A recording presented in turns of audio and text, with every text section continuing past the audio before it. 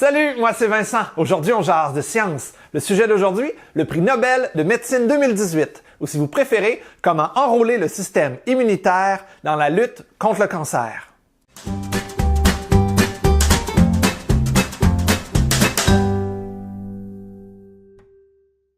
Le cancer, c'est pas une maladie unique. Ça peut prendre plusieurs formes et ça peut survenir à peu près n'importe où dans le corps humain.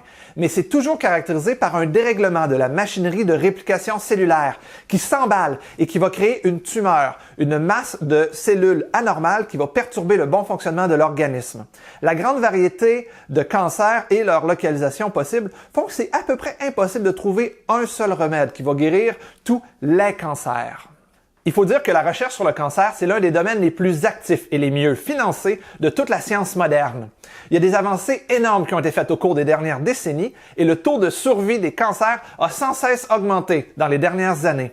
Pourtant, les approches thérapeutiques sont assez simples. Soit on opère, c'est-à-dire qu'on essaie d'enlever la tumeur, soit on tente de l'empoisonner, ça c'est la chimiothérapie, ou on tente de la brûler avec des radiations dans le cas de la radiothérapie. Cette année, le prix Nobel de médecine est décerné à l'Américain James P. Allison et au Japonais Tatsuko Honjo pour le développement d'une nouvelle approche de traitement du cancer qui emploie le système immunitaire afin d'attaquer la tumeur de l'intérieur.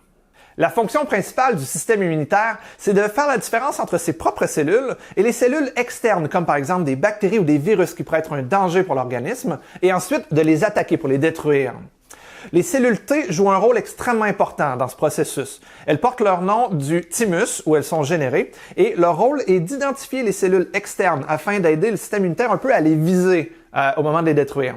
Cependant, c'est un système qui est extrêmement complexe avec des protéines qui jouent le rôle d'accélérateur pour initier la réaction immunitaire et d'autres protéines qui servent de frein afin de la limiter pour éviter qu'il devienne suractif, un peu comme quand on a des crises d'allergie. Dans les années 90, James P. Allison et son équipe ont commencé à étudier le CTLA4. Ça, c'est une protéine qui agit vraiment comme un frein sur le système immunitaire. Ils n'étaient pas les seuls. Il y a plusieurs groupes qui tentaient d'exploiter cette protéine afin de traiter des maladies auto-immunes. C'est-à-dire que si on peut l'utiliser pour ralentir le système immunitaire, ce serait possible d'empêcher le corps de s'attaquer lui-même. Cependant, le professeur Allison avait l'approche inverse. C'est-à-dire, que se passe-t-il si on enlève le frein?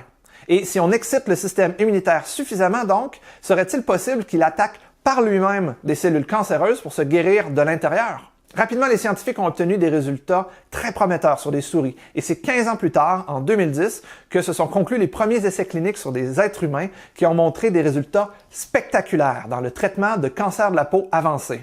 Pendant ce temps, au Japon, Tatsuko Honjo et son équipe ont découvert la protéine PD1, qui agit également comme un frein sur les cellules T et le système immunitaire, quoique avec un mécanisme légèrement différent.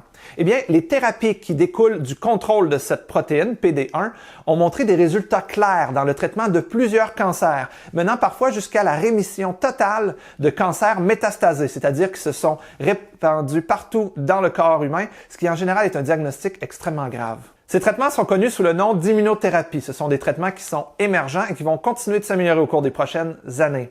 Pour l'instant, ils sont extrêmement dispendieux et ne peuvent atteindre leur pleine efficacité qu'environ sur un patient sur 5, sans qu'on sache exactement pourquoi. Bien sûr, il y a des effets secondaires, mais ceux-ci ne sont pas nécessairement pires que ceux qu'on aurait avec la chimiothérapie et la radiothérapie. Seul l'avenir nous dira si l'immunothérapie est le traitement révolutionnaire que certains espèrent. Mais avec leur détermination et leur curiosité, James P. Allison et Tatsuko Honjo ont donné naissance à un champ d'études en entier. Et c'est ça qui est récompensé cette année par le Comité Nobel. C'est tout pour aujourd'hui, j'espère que la vidéo vous a plu. Si c'est le cas, vous pouvez laisser un commentaire, aimer la vidéo ou encore mieux la partager sur les réseaux sociaux. En cette semaine d'annonce des prix Nobel de sciences 2018, je me suis lancé le défi un peu fou de faire 3 vidéos en 3 jours. Alors restez à l'affût et restez connectés pour voir mes prochaines vidéos sur le prix Nobel de physique et le prix Nobel de chimie 2018. D'ici la prochaine fois, gardez l'esprit ouvert, mais restez sceptiques. On se revoit quelque part sur Internet. Salut!